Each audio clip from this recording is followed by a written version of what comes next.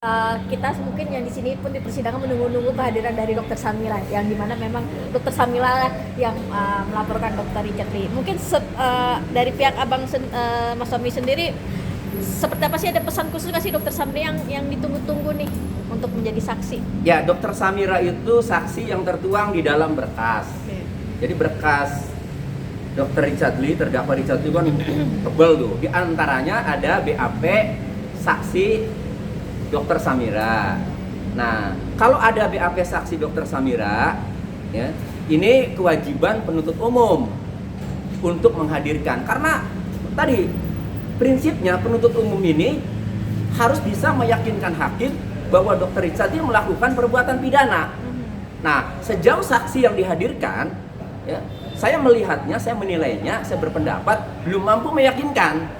Nah, mungkin yang ditunggu-tunggu oleh penuntut umum, yang diharapkan oleh penuntut umum ini adalah Dokter Samira, karena dia yang mengalami semuanya, yang mengetahui semuanya, itu. Sehingga, ya, penuntut umum akan rugi sendiri kalau tidak mampu menghadirkan Dokter Samira, nanti tidak mampu meyakinkan hakim, karena yang banyak tahu Dokter Samira kan itu.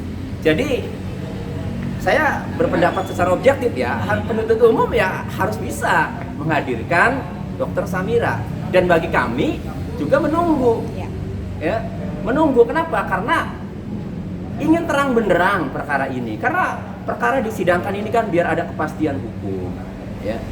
Dan walaupun ya ini belum belum ada putusan, tapi kan ini menjadi pembelajaran juga buat semua pengusaha skincare.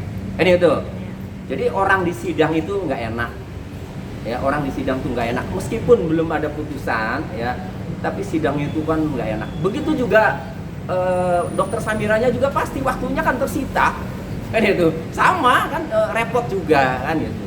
Nah, jadi ini menjadi pembelajaran buat semuanya. Tapi yang paling penting jangan sampai, ya, ada pelanggaran hukum buat pengusaha skincare.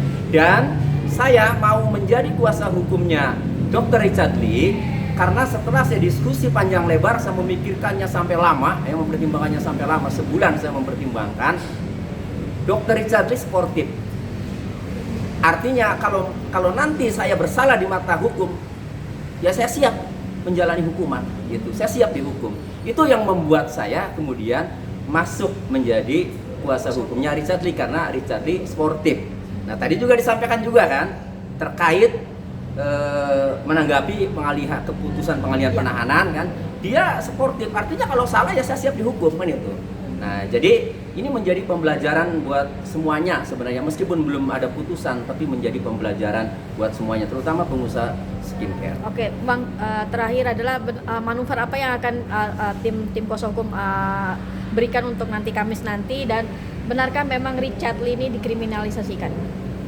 Ya, kalau saya belum menyimpulkan bahwa ini kriminalisasi atau tidak, ya, karena kalau kriminalisasi itu, ya, itu kan yang tidak ada perbuatan hukumnya, tidak ada perbuatan pidananya, lalu kemudian dipaksakan, kan itu nama definisi kriminalisasi. Apakah terjadi sama Dokter Richard Lee? Nah, saya sebagai advokat yang berpegang teguh kepada aturan dan fakta-fakta persidangan. Jadi kita tunggu dulu, ini persidangan belum selesai kan, fakta-faktanya kan, saksi-saksinya kan. Jadi nanti kita lihat sampai selesai, ya. Nah, kalau sampai selesai kemudian, ya, tidak ada yang menguatkan bahwa Richard Lee melakukan tindak pidana tapi kemudian dihukum, nah itu baru kriminalisasi. Nah, jadi kalau fakta-fakta persidangannya itu lemah, ya, tidak melanggar, itu tapi tetap dihukum, baru itu namanya kriminalisasi. Tapi kalau fakta-fakta persidangannya itu memang ada perbuatan pidana, ya, maka bukan kriminalisasi, itu namanya dihukum sesuai dengan perbuatan dan aturan, sesuai dengan fakta-fakta persidangan. Kita tunggu saja, ya. Pokoknya saya bicara objektif, kita tunggu saja, ya. Meskipun sejauh ini belum menguatkan, belum meyakinkan hakim, tapi kita belum tahu. Kita tunggu saja fakta-fakta persidangannya sampai selesai nanti. Oke, siap.